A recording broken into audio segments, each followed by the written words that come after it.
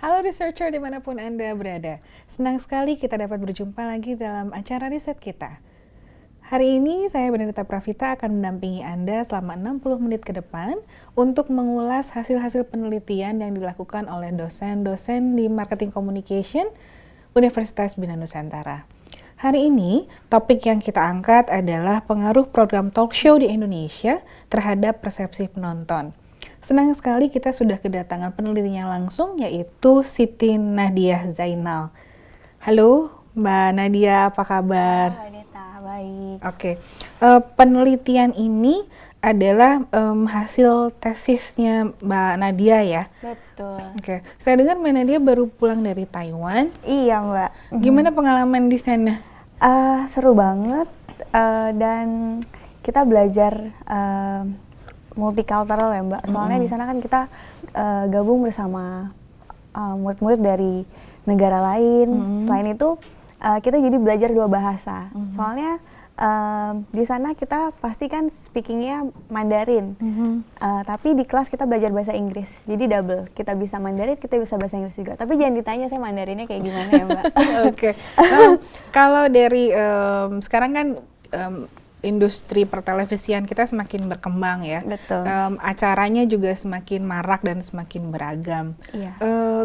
Dari penelitian Mbak Nadia sendiri, Mbak Nadia khusus mengambil tentang talk show. Iya. Nah, sebelum kita bicara tentang talk show itu, kalau dari pengamatan Mbak Nadia selama di Taiwan 2 tahun ya, perbedaan karakter yang paling jelas kelihatan dari penonton-penonton yang ada di Taiwan dengan penonton-penonton yang ada di Indonesia itu seperti apa perbedaannya? Sekarang ini kalau yang saya lihat ya, di sana itu jurnalistik itu tidak terlalu terbuka. Jadi tayangan-tayangan juga kalau menurut saya dari kacamata saya agak monoton karena memang tidak seterbuka di Indonesia.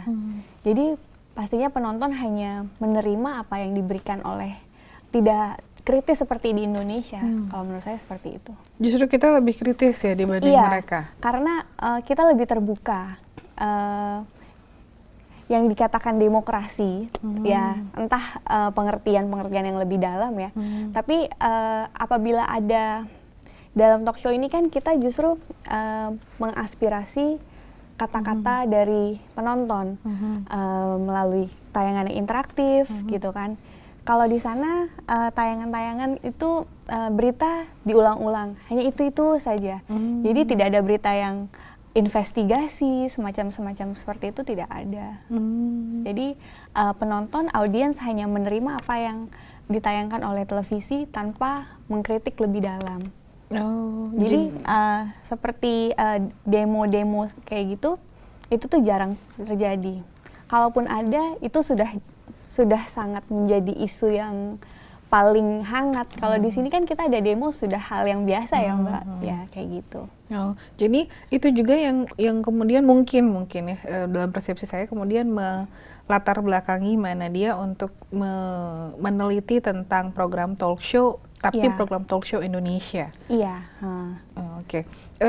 Dari kenapa program talk show? Kenapa bukan program yang lain? Karena di sana kan juga berita itu saja, acara kayaknya juga itu aja gitu. Kenapa harus talk show? Talk show itu menarik ya, Mbak. Karena dari talk show itu host dan narasumber itu dua-duanya berperan sangat penting. Bagaimana host bisa melit seorang narasumber ke arah isu-isu terkini, ke arah membuka persepsi yang lebih baru, itu dua-duanya memiliki peran yang penting dan lebih interaktif, serta kalau saya ambil pengertian talk show itu sendiri kan, talk show itu acara interaktif yang bisa mengaspirasi masyarakat dan kita mengangkat topik-topik terkini. Jadi kalau talk show itu kita lebih interaktif dan lebih eksklusif wawancaranya dibandingkan kalau hanya wawancara yang wartawan atau reporter yang hanya wawancara di tempat tanpa wawancara eksklusif seperti talk show. Itu. Lebih eksploratif mungkin ya. Betul. Oke. Kemudian kenapa yang dilihat adalah talk show kalau ini di salah satu televisi swasta ya? Betul. Kenapa memilihnya adalah televisi tersebut? Sebelum saya memilih, saya melakukan pretest. Jadi kita tidak bisa langsung asal cabut-cabut aja gitu kan. Saya melakukan pretest. Jadi di Indonesia ini kan kita ada 2 ya berita, televisi berita, news TV show. Saya ambil TV One dan Metro TV. Jadi dari situ saya ambil survei mana yang dianggap lebih kredibel. Mungkin kalau dilihat dari umurnya, Metro TV memang lebih lama ya. Jadi masyarakat lebih memilih Metro TV. Jadilah saya ambil Metro TV sebagai objek penelitian saya gitu. Oke. Ada insight nggak atau ada apa influence dari lingkungan selama di Taiwan sendiri yang akhirnya membuat Mbak Nadia memilih 3 program itu. Iya. Ada 3 program ya Iya, yang saya ada dipilih 3 untuk program. studi kasusnya. Iya, metode saya ini adalah experimental research. Jadi dari experimental research adalah kita meresearch 3 hal dalam satu kubu yang sama. 3 hal yang berbeda tapi dalam satu kubu yang sama. Tiga-tiganya ini sama-sama dari talk show Indonesia. Namun saya mengambil penelitian dari 2 hal, yaitu dari segi bahasa dan dari segi hostnya, gitu. Jadi kalau saya jelaskan lebih lanjut ya mengenai 3 talk show yang saya pilih ini, yaitu yang pertama adalah talk show program berbahasa Inggris dengan hostnya foreigner, yaitu tayangan Talk Indonesia di Metro TV sekarang mungkin sudah tidak tayang ya. Dalton Tanaka ini adalah Japanese born America, jadi dia itu foreigner, memang appearance-nya Japanese tapi dia asli orang Amerika. Bisa dibilang dia itu foreigner. Yang kedua adalah program berbahasa Inggris, namun hostnya orang Indonesia, yaitu Desi Anwar. Kita tahu sendiri ya, Desi Anwar merupakan host yang sudah tidak bisa dipertanyakan lagi kredibilitasnya, sudah tenar lah gitu ya. Dan yang ketiga adalah tayangan program berbahasa Indonesia dengan host orang Indonesia, yaitu Kick Andy. Dan saya untuk menentukan Kick Andy ini juga melakukan pretest. Karena kalau yang 2 ini memang hanya satu. Jadi program berbahasa Inggris dengan foreigner host ini hanya satu di Indonesia, belum ada lagi. Nah, yang kedua program berbahasa Inggris dengan dengan host orang Indonesia itu juga masih jarang. Sedangkan kalau program berbahasa Indonesia dengan host orang Indonesia ini kan pasti sangat banyak sekali ya. Nah, dari situ saya melakukan survei juga, melakukan pretest yang mana yang dianggap lebih kredibel, begitu. Kalau dilihat dari nilai kredibilitas dari talk show itu sendiri, sebetulnya persepsi penonton yang seperti apa yang di-capture oleh Mbak Nadia dalam penelitian ini? Oke, kecenderungan bahwa program berbahasa Inggris dianggap lebih kredibel dibandingkan program berbahasa Indonesia. Sedangkan kecenderungan apakah ada bias dari situ? Seperti sebenarnya bisa jadi program bahasa Indonesia ini lebih kredibel, namun karena dibawakan dalam bahasa Inggris dianggap lebih kredibel, atau dibawakan oleh foreigner maka dianggap lebih kredibel, begitu. Jadi faktor-faktor yang mempengaruhi persepsi dari penonton itu sendiri yang dalam hal ini juga jadi objek dari penelitian Mbak Nadia itu selain hal-hal bahwa seperti yang disebutkan tadi, adanya orang Indonesia yang menjadi host acara Indonesia ratusan gitu jumlahnya. Sedangkan yang orang Indonesia yang membawakan acara dalam bahasa Inggris itu sedikit, dan juga foreigner yang membawakan acara dalam bahasa ibunya tapi ditayangkan di Indonesia di industri televisi Indonesia itu juga sangat jarang. Dari apakah melakukan pretest juga terhadap para penonton, bagaimana mereka melihat sebuah talk show dan menganggap bahwa talk show tersebut kredibel karena pengaruh dari bahasa. Dilakukan pretest juga? Untuk hal itu saya langsung melakukan post test ya. Jadi di sini saya membagi kelompok menjadi 4. Fokus grup dan grup yang satu eksperimental grup. Jadi fokus grup itu dia tidak menerima satu treatment. Jadi pertama saya melakukan tesnya itu pertama pilot test, Mbak. Survei untuk menentukan tayangan mana yang akan saya ambil. Tunggu Mbak Nadia, jangan dilanjutkan dulu. Pemirsa jangan kemana-mana karena kami akan segera kembali.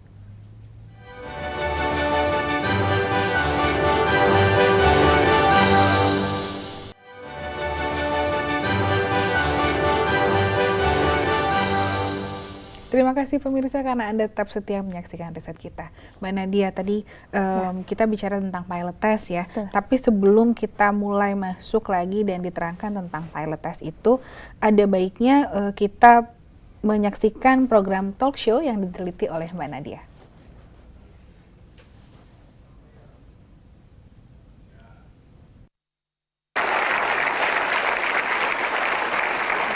Pak Syaroni, sesudah itu kan Anda belajar banyak masakan dan disekolahkan tanda kutip ya untuk belajar. Kalau sekarang ditanya berapa banyak masakan yang Anda kuasai? Kalau dihitung tangan mungkin ya nggak terhitung lagi. Kalau seperti contohnya di tempat kami, tempat usaha saya itu ada sekitar 620 jenis masakan yang kami jual. 620 masakan? Jenis masakan. Dari daerah mana saja itu? Baik secara internasional maupun Nusantara. Apakah Anda diizinkan untuk melakukan improvisasi atau punya ide memasak masakan lain selain yang sudah diperintahkan atau sudah diminta? Sangat diizinkan. Apakah Anda pernah menawarkan masakan Indonesia, misalnya nasi gandul atau rawon setan, gitu kan? Pernah nggak Anda nawarin masakan khas Indonesia? Kalau nawarin sih tidak, tapi saya susupkan pada acara-acara tertentu kekeluargaan. Misalnya yang pernah Anda susupkan? Seperti membuat sup. Di sup kita itu ada wortel, kentang, terus kemudian ucet itu ya, atau buncis. Itu saya mix, saya masak seperti biasa, kemudian saya blender, saya sajikan beserta roti. Dia kan sangat tertarik sekali, suka. Suka sekali. Talk Indonesia episode with Basuki Purnama was supposed to run last Sunday, July 7th. It didn't out of concern for violating the quiet period election law. Here now is that episode in its entirety.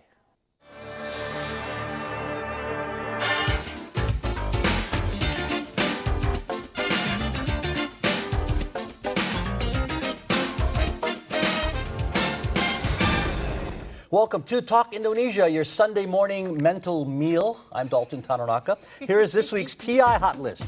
Money politics. How can politicians keep free of conflict? Indonesians abroad, how they are contributing to society at home. And small town serenity, places to go and live outside of the capital. Here beside me every week and back from a week off is Rahayu Saraswati, Sarah, actress, activist, and international speaker. And our guest host this week, Basuki Cahaya Purnama, more popularly called Ahok, parliament member and candidate for deputy governor of Jakarta. The former parliament member. Okay, well, of course, because you're running now. Nah, kita sudah menyaksikan tadi cuplikan-cuplikan dari program talk show yang dibuat sebagai studi kasus oleh Mbak Nadia. Tapi kita sekarang kembali ke pilot test dulu ya. Pilot testnya untuk acara itu sendiri kayak gimana, Mbak? Ya, sebenarnya antara pilot test dan pretest itu bisa dibilang agak mirip ya, Mbak. Jadi sebenarnya gini, untuk saya menentukan program mana yang mau saya ambil, itu saya menggunakan pilot test. Untuk pretest itu sendiri merupakan bagian dari experimental research. Di experimental research itu kita ada 3 tahap. Pertama adalah pretest, treatment, dan kemudian post test. Jadi dari 4 kelompok yang saya ambil ini, kelompok pertama dia menerima 3 kelompok pertama ini menerima 3 pelakuan, yaitu pretest, treatment, dan post test. Yang terakhir tidak menerima treatment apapun. Jadi di sini kita bisa membandingkan ya antara kelompok yang menerima treatment dan kelompok yang tidak menerima treatment.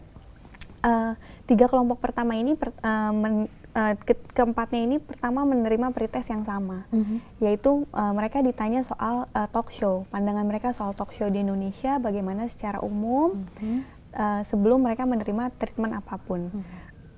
Tiga kelompok ini menerima treatment, yaitu pertama menerima video klip. Treatment itu adalah eksperimental, jadi mereka menonton video klip pertama Talk Indonesia, kedua Face to Face with Desi Anwar, dan yang ketiga talk show Kick Andy. Nah, dan yang keempat ini tidak menerima treatment apapun.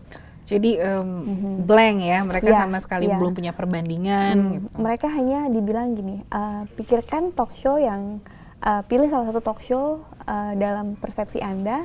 Kemudian mereka disuruh memilih antara kredibilitas talk show yang mereka pikirkan. Jadi mereka tidak menerima treatment apapun. Kalau di sini kita lebih fokus karena mereka harus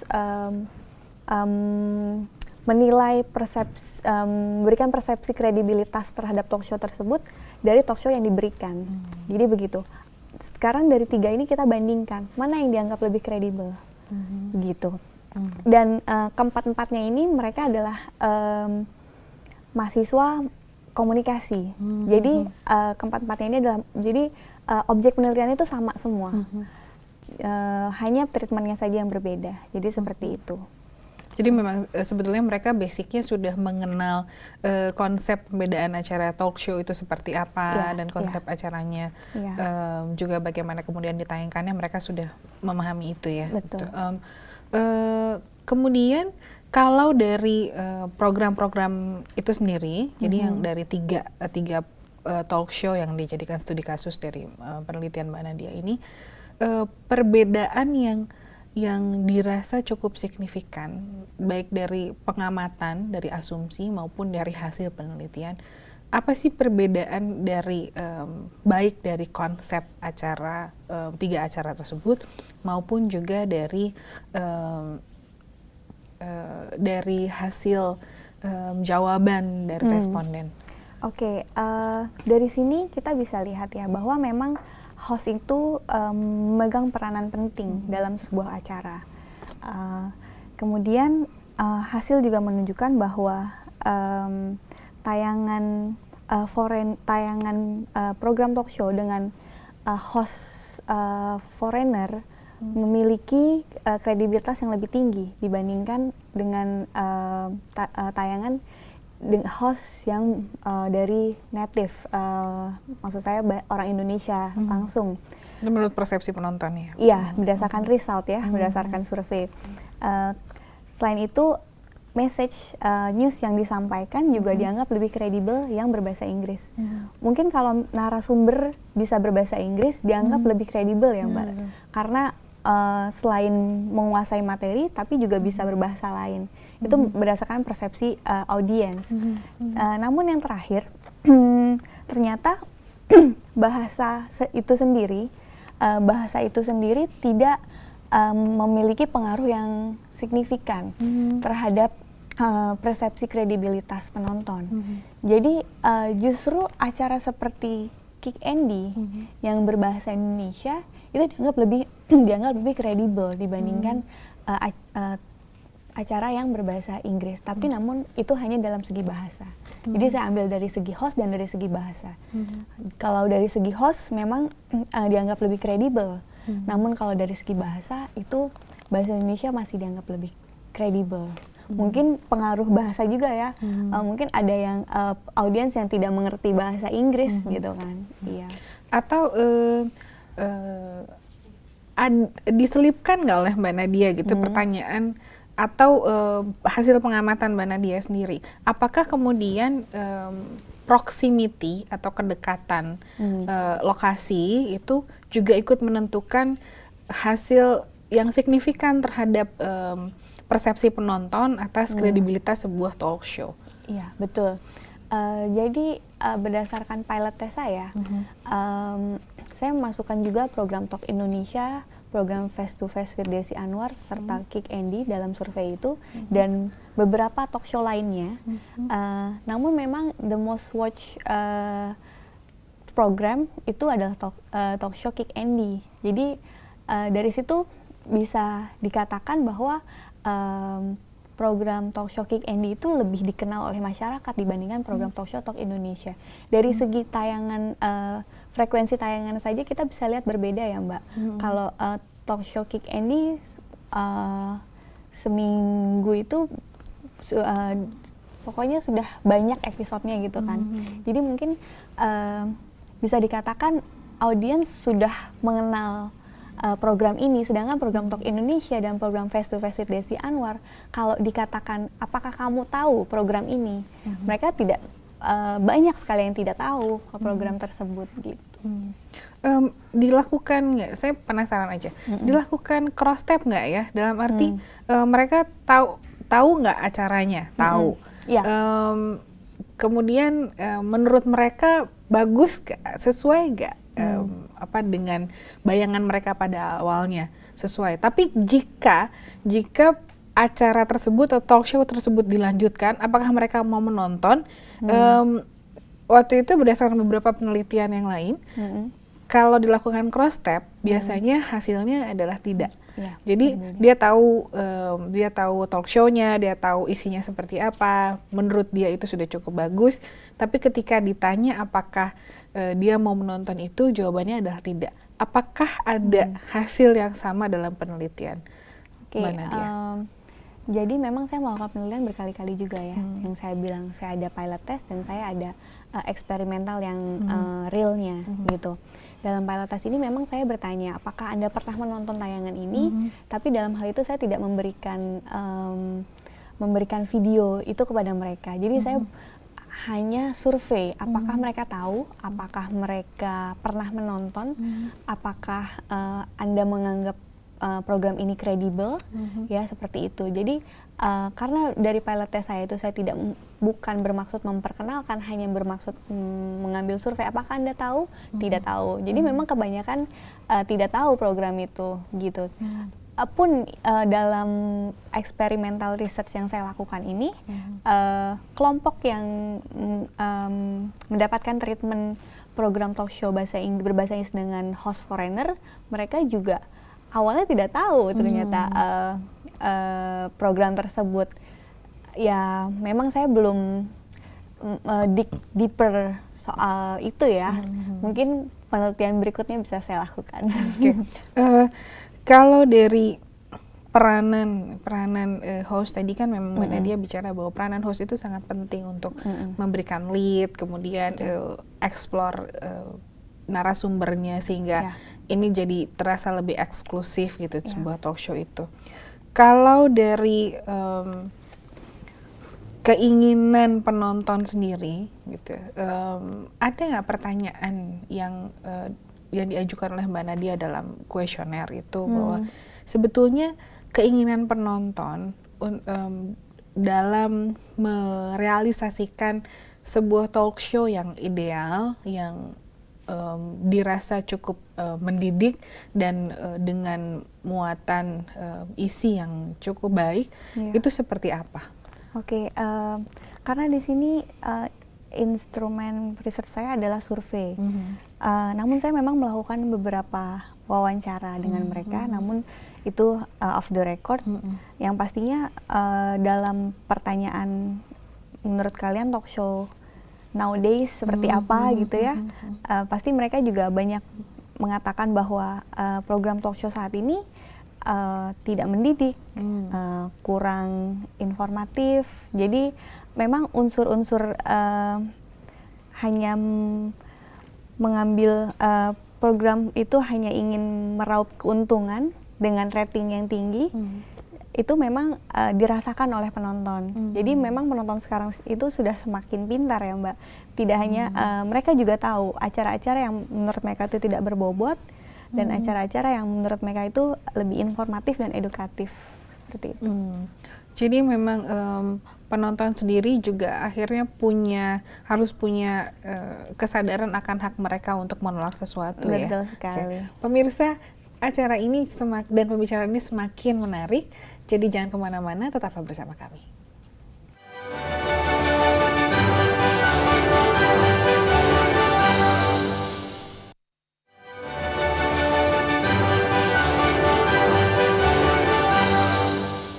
Terima kasih pemirsa karena Anda tetap setia menyaksikan riset kita. Mana dia kita kembali ke program-program yang dijadikan studi kasus oleh Mbak Nadia. Ya. Tadi sempat di depan Mbak Nadia cerita bahwa yang paling top of the topnya adalah Kick Andy. Nah, kan penonton itu punya kelas-kelasnya sendiri, punya segmen. Betul. Jadi setiap talk show tuh ada segmen penontonnya. Iya. Nah, dari Talk Indonesia, kemudian Face to Face dan juga Kick Andy, apakah karena segmen penonton Kick Andy adalah kelas tertentu sehingga dia bisa menjadi top of the top? Tuh, apakah kemudian kelas penonton tersebut juga menonton Talk Indonesia dan juga menonton Face to Face? Apakah yang menonton Face to Face dan Talk Indonesia juga menonton Kick Andy? Iya. Berdasarkan pilot test yang saya lakukan, memang tidak semua yang menonton Kick Andy itu menonton tayangan Talk Indonesia dan Face to Face with Desi Anwar juga. Karena memang kebanyakan pilot test ini saya mengambil 40 responden. Dari 40 responden itu kebanyakan mereka hampir semua mengisi Kick Andy, hampir semuanya tahu. Namun yang mengisi Talk Indonesia dan Face to Face with Desi Anwar itu tidak sampai 50% ya. Yang kedua itu yang terbaik, yang paling dikenal oleh masyarakat adalah tayangan Mata Najwa, yang saat ini memang sedang hot-hotnya ya Mbak. Ya seperti itu. Dan selain itu memang seperti yang tadi Mbak bilang, tayangan Kick Andy ini kelas-kelasnya itu memang lebih tidak segmented hanya kalangan tertentu saja gitu ya. Jadi memang selain tayangan ini berbahasa Indonesia, jadi semua orang bisa memahami ya. Jadi penonton memang lebih banyak minat ke Kick Andy. Padahal kita tahu sendiri ya, mungkin kalau dari kalangan perfilman, kalau misalnya orang-orang industri TV mungkin sudah mengenal sosok Andi F. Noya dengan baik. Namun tidak semua orang mengenal dia. Namun bagaimana dia bisa membawakan sebuah acara tersebut menjadi booming, sangat booming karena memang konsep acaranya yang sangat menarik. Kita tahu banyak sekali sebelum Kick Andy acara-acara talk show seperti itu, acara serupa itu banyak sama gitu. Namun kenapa acara Kick Andy ini dianggap lebih menarik, lebih terkenal? Karena memang disitulah host berperan penting dalam membawakan sebuah program tersebut. Host yang memegang peranan penting gitu dan kredibel menurut penonton. Bukankah kalau Dalton Tanonaka mungkin sangat tidak familiar dengan orang Indonesia kecuali orang-orang yang memang bersentuhan dengan bidang Dalton. Tapi kalau dengan Desi Anwar, dengan betapa famousnya dia dan betapa kita tahu bagaimana kiprah beliau gitu. Nah, bukankah Desi Anwar juga menjadi daya tarik atau jadi magnet untuk face to face with Desi Anwar dengan konsep acara yang membahas tentang dunia internasional dengan pakar-pakar di bidangnya gitu. Apakah itu kemudian tidak juga menarik minat penonton gitu dan tidak membuat penonton mempunyai persepsi yang acara ini kredibel gitu? Iya. Tentunya kalau mereka sudah menonton acara tersebut pasti mereka akan mengatakan acara itu kredibel. Namun kalau mereka belum pernah menonton tayangan tersebut, bagaimana mereka bisa menilai dan bisa memilih mengatakan bahwa acara tersebut kredibel, sangat bagus gitu ya. Jadi memang dari segi umur Kick Andy lebih dulu tayang, meskipun kiprah Desi Anwar sebagai presenter itu sudah lebih lama mungkin ya. Ya seperti itu. Jadi karena memang dari programnya sendiri masih baru, selain itu juga karena program ini kan berbahasa Inggris, jadi kita tahu itu tuh lebih segmented. Tidak semua orang bisa semua orang bisa menonton tayangan tersebut, namun hanya orang-orang yang memang memiliki kemampuan berbahasa Inggris bisa mengerti hal tersebut. Walaupun acara tersebut sangat menarik, Mbak, ya seperti itu. Oke, jadi mungkin kalau disederhanakan nih, jadi itu bagus dan berkualitas, but that's not for me gitu ya, but that's not my food. Jadi itu bukan makanan saya mungkin ya. Iya. Oke. Kalau dari sisi yang agak jarang kita bicarakan dari tadi adalah Talk Indonesia. Ya. Bagaimana mereka merespon pertanyaan tentang Talk Indonesia dengan host Dalton Tanonaka? Oke, saya hanya bisa menjawab dari sisi kelompok yang memang menerima treatment tersebut ya. Mereka sangat appreciate dengan mereka terlihat, oh ada ya acara seperti ini gitu ya. Karena mungkin acara tersebut belum terlalu booming dan jam penayangannya juga memang minggu pagi gitu ya. Kalau jam-jam orang-orang berkumpul di rumah itu kan jam-jamnya Kick Andy itu kan ya. Jadi memang kapan tayangnya itu juga mempengaruhi penonton. Jadi seperti itu. Oke. Berarti mungkin gini. Kalau dari asumsi saya yang menonton acara itu, sebetulnya topik-topiknya dengan Kick Andy kadang-kadang sama, hanya saja di Kick Andy topik tersebut menjadi terasa lebih sederhana dan lebih menyentuh banyak pihak. Mungkin juga karena konsep acaranya yang memang sangat berbeda ya. Iya, betul. Jadi penerimaannya juga sangat berbeda. Betul. Segmennya, padahal segmennya juga segmennya Kick Andy juga merangkul segmennya Dalton ya, Talk Indonesia. Ya, betul. Jadi memang topik-topik ini yang saya ambil itu bukan merupakan hard news, tapi lebih merupakan soft news. Seperti talk show Kick Andy ini kan merupakan human interest ya, lebih seperti ke arah bukan yang Jakarta garis keras seperti itu ya. Jadi lebih hal-hal yang ringan, santai, dan memang dari segi tujuan Talk Indonesia memang bukan untuk membahas hal-hal yang berat-berat. Jadi memang untuk membahas human interest, hal-hal soal Indonesia di mata dunia, namun bukan dari hal-hal yang sudut pandang yang sangat political, sangat berat gitu ya.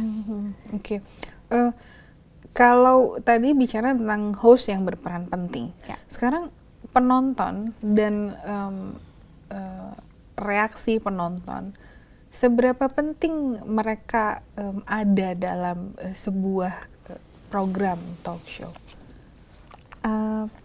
Pastinya sangat penting ya, audiens itu. Dari audiens pasti menentukan rating. Tapi kalau kita hanya mementingkan rating dan meraih keuntungan, pastinya yang dipilih oleh stasiun TV adalah program yang lebih diinginkan, bukan dibutuhkan oleh masyarakat.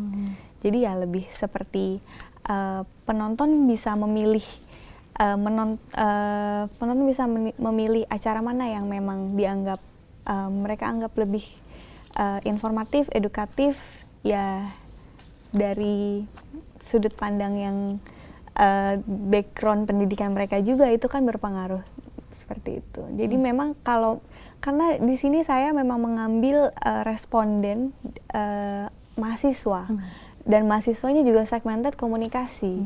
Jadi memang mereka harus paham juga hal-hal seperti itu. Tiga hal seperti mass medium dan message ya, source message and medium gitu kan. Jadi seperti itu. Oke. Kalau dari sisi talk show sendiri, dalam pandangan Mbak Nadia atas hasil penelitian ini ya, bagaimana acara talk show itu bisa bertahan dan bersaing di tengah maraknya acara-acara yang juga diminati oleh penonton yang bentuknya berupa hiburan, purely hiburan gitu ya. Jadi isinya nyanyi-nyanyi, nari-nari, mengajak semua bergoyang gitu ya, dengan acara talk show yang kalau dibandingkan gitu dalam satu layar yang sama akan sangat berbeda gitu. Sama-sama menghibur, tapi kemudian Dari sisi konsep yang berbeda. seringan itu jadi terasa berat dibandingkan dengan acara yang purely hiburan. Kemudian bagaimana Program. acara talk show itu sendiri bisa bertahan di tengah Iya. persaingan acara lainnya? Iya, yang pasti setiap program talk show itu memiliki konsep masing-masing ya. Mereka memiliki konsep tersendiri dan mereka stagnan dengan konsep tersebut, namun tetap memiliki kreativitas yang memang harus tinggi, karena memang persaingan yang tinggi, kreativitas juga harus tinggi. Maka dari itu harus membuat breakthrough seperti mengundang narasumber yang memang sedang in, dan sekarang dari semua program talk show mereka memiliki tujuan yang berbeda. Kalau di sini tujuannya hanya menghibur, di sini tujuannya kita adalah informatif, menginformasi dan mengedukasi. Jadi penonton sendiri dapat memilih. Kalau memang mereka hanya memilih acara yang pure hiburan, acara yang kosong, ya mereka salah kalau bukan salah ya, apa ya? Mereka bisa menentukan mana yang mau mereka tonton. Namun kalau mereka memang mencari acara informatif dan edukatif, acara ini tidak akan pernah mati, karena memang keinginan penonton untuk memiliki acara yang kredibel, acara yang memang dianggap kompeten, disinilah tempatnya. Jadi begitu. Kalau kita hanya fokus kepada hiburan, itu akan mati lama-kelamaan, karena acaranya itu saja, diputar-putar saja, dan tidak ada informasi yang baru yang diterima masyarakat gitu. Lelucon, jokes itu kan kalau sekali masih lucu, 2 kali, 3 kali, sampai 5 kali juga orang tidak akan tertawa lagi ya Mbak.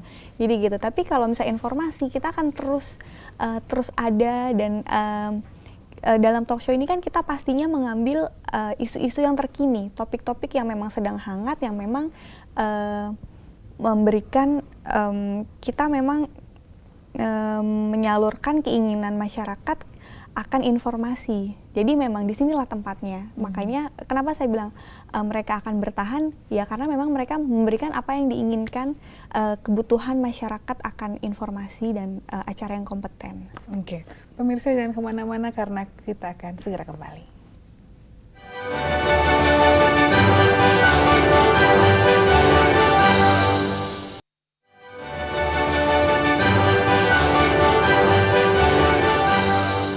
Terima kasih pemirsa karena Anda memilih untuk tetap bersama kami.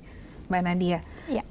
keunggulan survei yang menunjukkan bahwa Kick Andy unggul membuat saya jadi berpikir tentang kualitas program talk show dan digabungkan dengan hasil penelitian Mbak Nadia sendiri.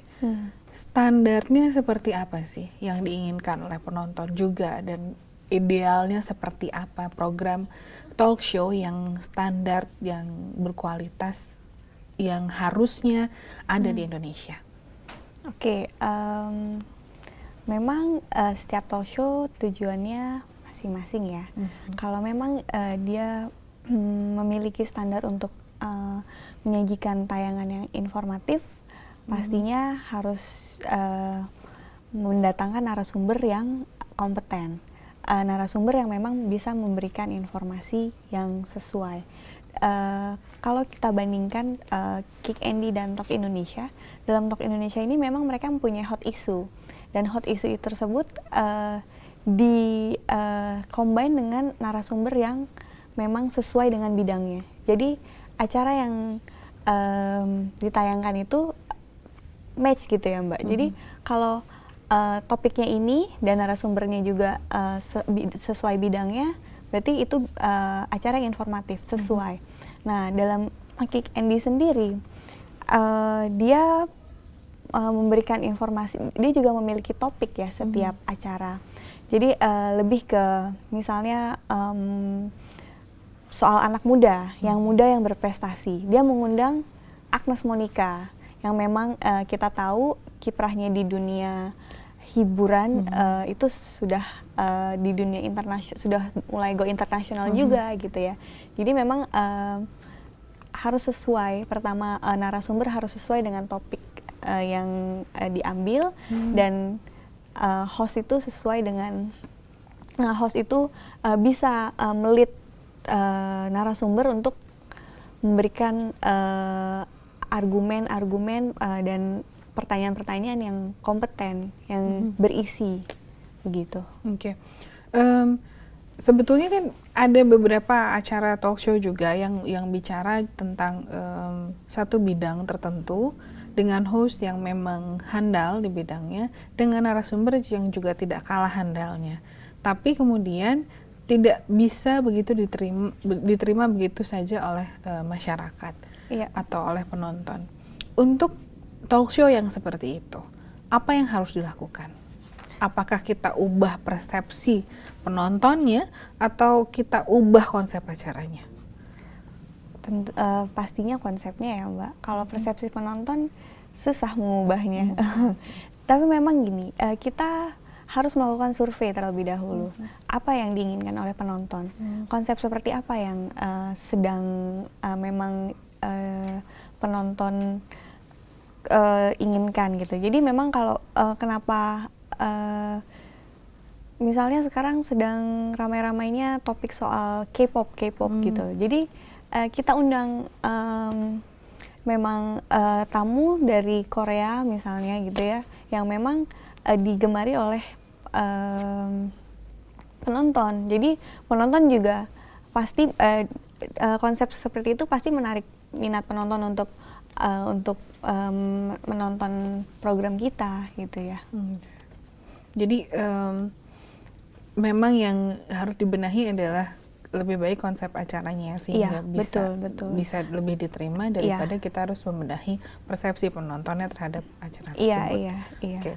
Kalau dari hasil pengamatan juga sama di Taiwan, apakah pemerintah Taiwan tidak memiliki andil untuk ikut membuat negara itu punya acara-acara TV yang atau program talk show yang lebih bisa diterima oleh masyarakatnya? Oke, justru pemerintah berperan terlalu banyak di sana ya Mbak. Jadi di sana pers itu sangat pemerintah memegang kuasa penuh atas pers di sana. Jadi memang tayangan-tayangan investigasi, tayangan-tayangan yang memojokkan suatu pihak itu tidak ada di sana. Jadi memang di sana itu hal-hal kecil saja bisa menjadi berita. Hal-hal kecil, jadi mereka lebih fokus kepada human interest dibandingkan acara-acara yang memang fokus kepada politik, sosial, budaya, ya pokoknya acara-acara yang berat-berat itu yang kita anggap berat itu memang jarang ada di sana gitu. Bagaimana dengan penonton yang tidak punya edukasi yang cukup? Ya, memang TV itu kan masih menjadi media informasi yang dengan efek yang masif ya. Disinilah peran TV untuk mengedukasi masyarakat yang berpendidikan dengan pendidikan kurang. Jadi apabila TV hanya menayangkan acara-acara yang fokus kepada hiburan, fokus kepada hura-hura, goyang-goyang seperti itu, pastinya tidak mengedukasi masyarakat. Disinilah kita butuh peran Komisi Penyiaran untuk lebih selektif dalam memberi izin tayangan-tayangan yang dianggap memang hanya merusak moral bangsa seperti itu. Oke. Pemirsa, biasanya program yang bagus dan berkualitas di televisi berawal dari sebuah mimpi. Tapi mimpi hanyalah akan tetap menjadi mimpi tanpa sebuah aksi. Terima kasih Mbak Nadia Sama-sama, sudah hadir di Mbak Deta. studio Binus TV dan sudah membagikan hasil penelitiannya. Terima kasih pemirsa karena Anda setia menyaksikan riset kita.